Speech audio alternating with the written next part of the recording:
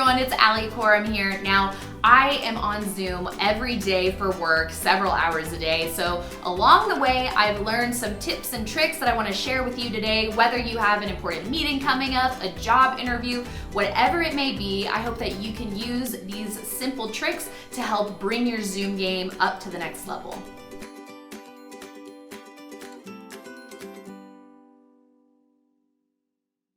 So the first thing you need to do is assess what kind of room you are in.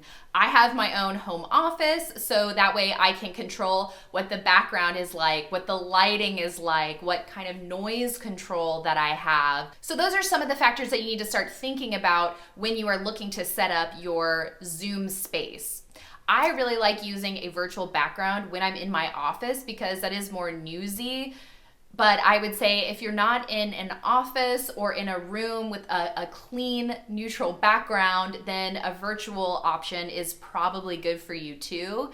You can also check out some of the interviews that I've done recently for my YouTube channel, and you can see I'm in more of a natural space. It has a little bit of depth to it, so that's also a really great option. But for my day-to-day shows, I need access to my big screen. That's not really portable, so in my home office, that's why I go with a virtual background most times. So speaking of having a virtual background, you really need to have a green screen. That's what's gonna make your cutout with the virtual background really crisp. So here's my green screen, and it's a little loud, but I got it on Amazon, and what I really like about it is that it's collapsible. So it's easy to shut down at the end of the day when I don't want to use it anymore. It doesn't have to be up all the time, but it's a really good size. It's flat, so that way I can get the lighting flat on it. So if you really want to take your virtual background game up to the next level,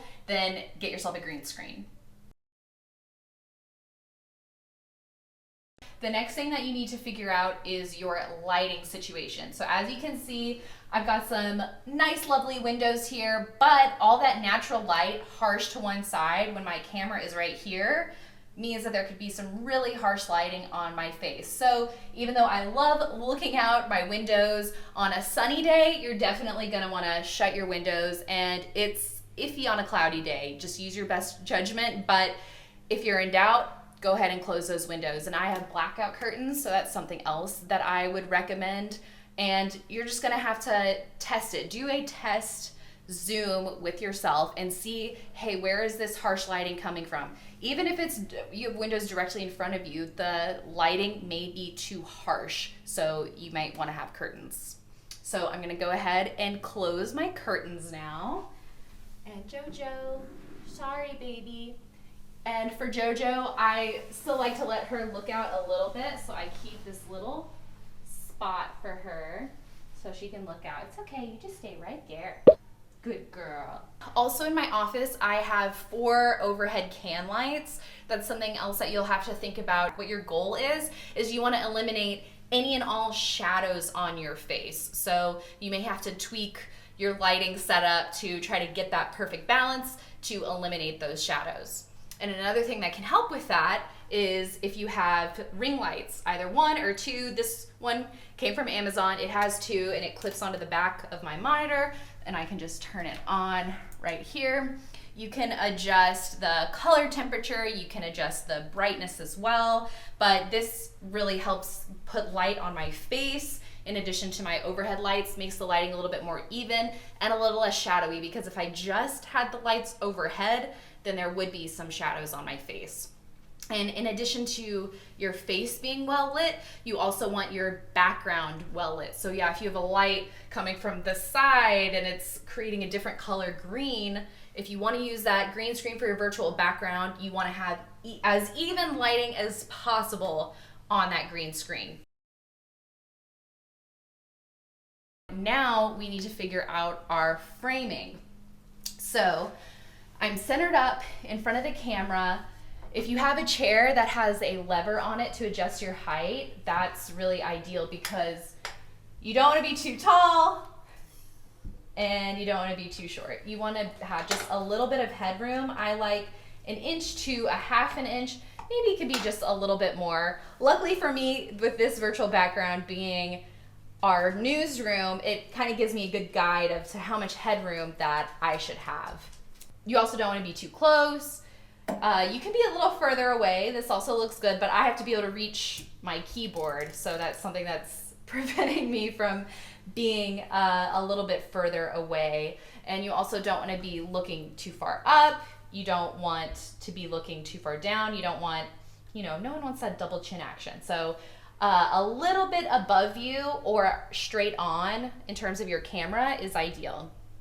And also, let me take a second and talk about the equipment that I'm using. So I have a Logitech camera, 1080p, but any standard webcam will work. So now that we've figured out the framing as well, let's talk about something that can really help, and that is to color balance. So I have this app here, and it's called Camera Settings. It is a Logitech app. And so once this launches, then I will show you. Let me move this. So if you go to this advanced setting, basically what you want to do is you want to take off the auto white balance, because if there's any sort of change in lighting in your environment or just funkiness with the camera, it could be picking up a different white throughout, and you just want it to stay consistent. So I'm going to turn off this auto white balance button, and don't get scared when you see me turn orange. So I'm going to turn orange, but I'm going to move this to the right, and you see it kind of turned normal at a certain distance. So now that the auto white balance is off, it's going to stay this color temperature. And I can also turn the brightness down just a smidge. And in addition to looking at it on this screen, I'm also looking at how I see myself on the actual Zoom meeting.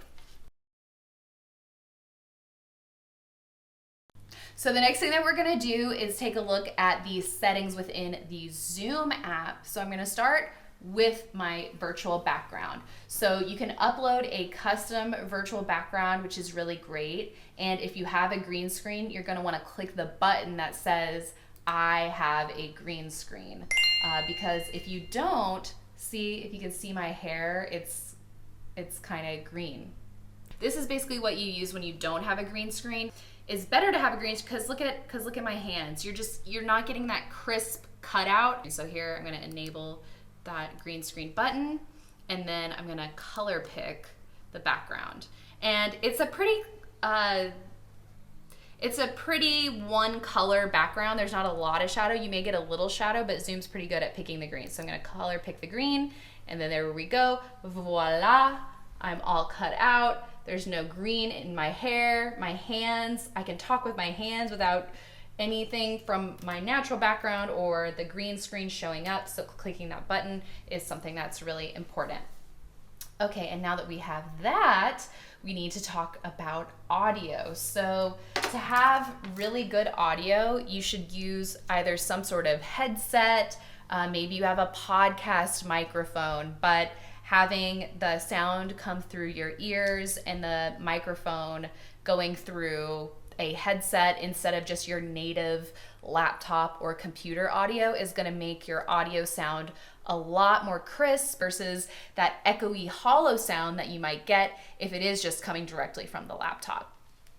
All right, so now I'm going to put this on, and there we go. Adjust it on my head. And also because I get asked what kind of equipment we have. So in addition to the Logitech webcam, this is a Sennheiser headset.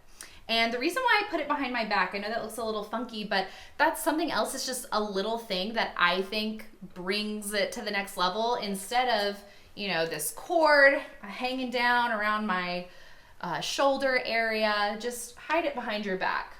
The only thing though that you need to remember with that is to not hit your back against it if it has something like this, and you might accidentally hit the mute button when you're trying to talk. I can't lie and say that that's never happened to me. But now that I'm aware of it, I do my best to not lean back and hit that and accidentally mute myself.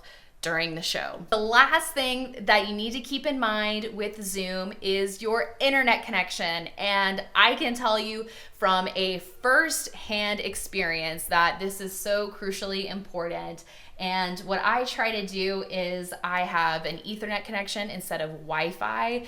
Zoom, especially when you are screen sharing, eats up a ton of bandwidth. So if you can close out all extraneous applications, and if you're hardwired in, that's just going to increase the odds of a smooth connection in Zoom.